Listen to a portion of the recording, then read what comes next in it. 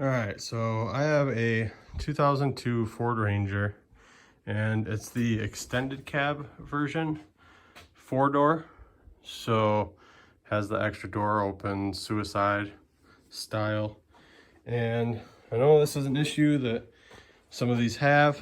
They have a door ajar light that comes on, and it's right up there in between the tack and the speedometer, and that will turn the interior lights on, and it can be kind of a pain in the butt. It also sets off the alarm, so you can be driving around, you hit a bump. Well, this is what happens with mine. I hit a bump or I turn a corner and the door ajar light comes on, the little beep goes off, and then my interior light comes on, and then the interior light won't turn off for a while because it thinks that the door is open, and you can slam it and do whatever and it just won't fix the problem. So I wanted to figure out what to do to fix this problem.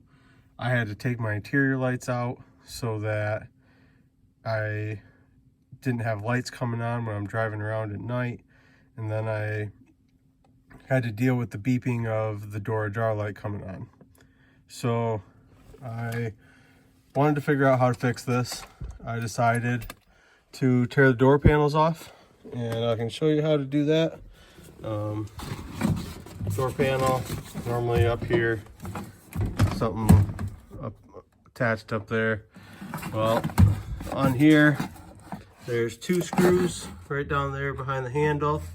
So those 2 screws, there's one right down there in that bottom corner. They're all 3 Phillips. And then once you pull that back, pull the electrical panel back there. There's one more screw right back here, goes into there. Another Phillips screw, so that comes off. So from there, you can do a little more. I had to do a little bit more the first time that I did this in order to get the harness undone that's inside the door here. I'll show you in a second. I'm going to show you how to disconnect these to get them out of the way. So this first one here, this gray one, there's clips on both sides. So it's really hard to get this backside one. So I had to push in with a flathead screwdriver on this little metal clip, actually pull the button out this way so I could have access to it and disconnect both sides of that. I then put a flathead screwdriver in there, just kind of gently pry up on it so that disconnects. There's little electrode rods that come out and go into this gray piece, and you just kind of gotta wiggle those out slowly. This one here has 2 Phillips screws. There's one here, one on the back side here. So we take those off. Again, flathead screwdriver, pry that, and that'll come off. This one has a clip here on the front. It actually looks like it has another clip on the back, but there isn't the notch. So it's only this one here on the front. So easy, you just pop that off, pop that back a little bit, pull the harness out. All 3 of your harnesses are then off. You can remove the black handle piece here.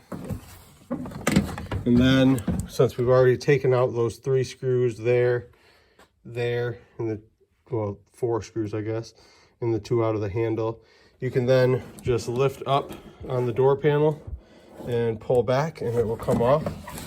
And I'm just kind of moving mine out of the way for now. It's a lot easier if you take the whole thing off, set it off to the side. It's not in your way, but I'm just kind of showing you what this is going on, what's going on here. So then you pull this weather stripping back, and let me grab a flashlight real quick.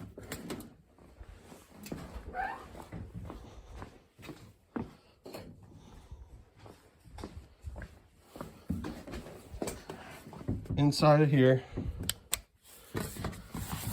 is the door mechanism. The door mechanism's here. I took these 3, they're T20 T27s.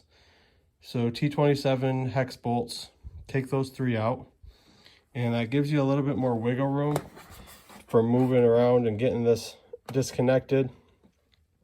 You don't want to wiggle it too much because you are connected to these rods for the lock indicator here, and then it goes to the handle on the outside and the lock here, as well as the handle here, I believe, is connected up into here. So you just get a little bit of wiggle room to be able to disconnect these harnesses a little easier. There's 2 harnesses in here. One of them controls the electronic locks in my vehicle because I have the electronic locks. Yours might not.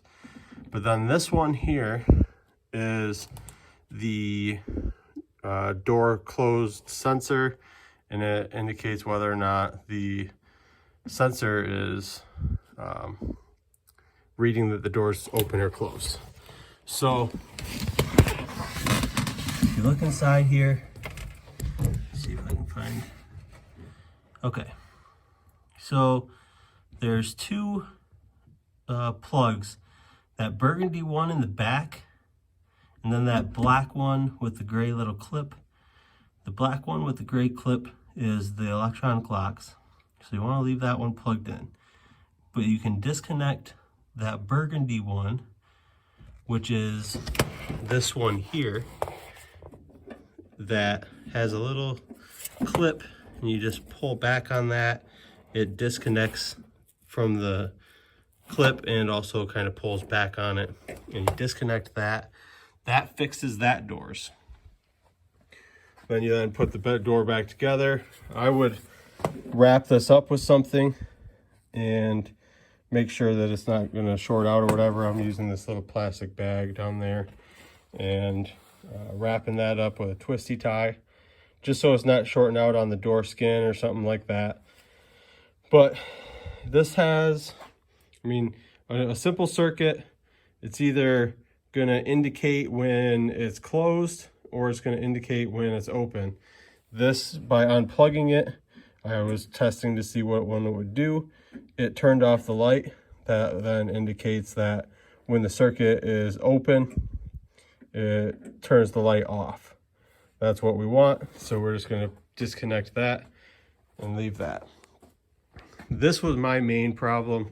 This back door isn't indicating that it's closed, and so I decided just to go ahead and do both of them, because if this back door is not latching all the way, which it closes, but the black door is not latching all the way, it might also indicate that this one's not latching all the way.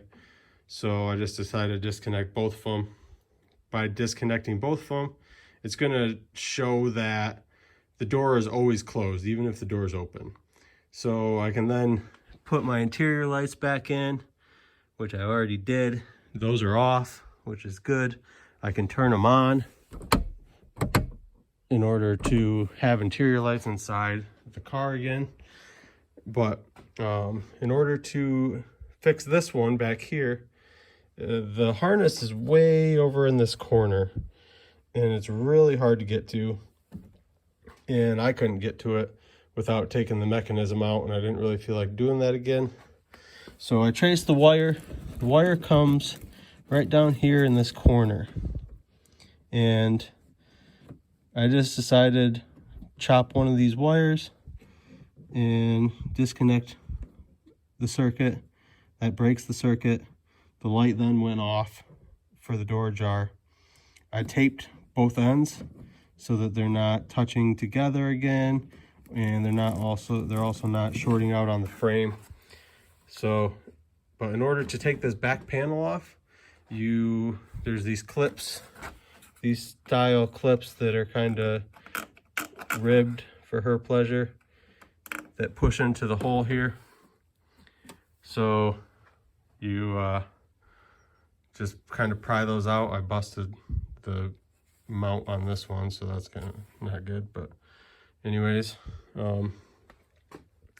pop those off all the way around, and you have to take this seatbelt latch off as well. that's the first thing you need to do. You take that seatbelt latch off, and then there's another one down at the bottom. You take the seatbelt off. You don't take the reel off, but you just take those, the top and the bottom off, and then you pop those little clips out, and this whole door panel will come off. You just clip that one wire, and the sensor is no longer doing anything, and it now indicates that both of my doors are closed at all times, and my light doesn't come on anymore, and the problem's fixed. So hopefully this works for you guys. I know I looked for quite a while on YouTube and looking for a video on how to fix this. There's a couple fixes that weren't quite right because they had like a switch going to the fuse that controls the door ajar sensors, and just turning that off. But that also controls the interior lights for one, and the speedometer. So if you turn that off, the speedometer then is not working, and that can be kind of a pain in the butt right there. So I decided, didn't want to do it that way. Decided I was going to tear it apart, figure the whole thing out, and this is what I came up with. Figured I'd share it with you guys, and hopefully this will solve a few other people's problems out there. Thanks for watching, and have a good day.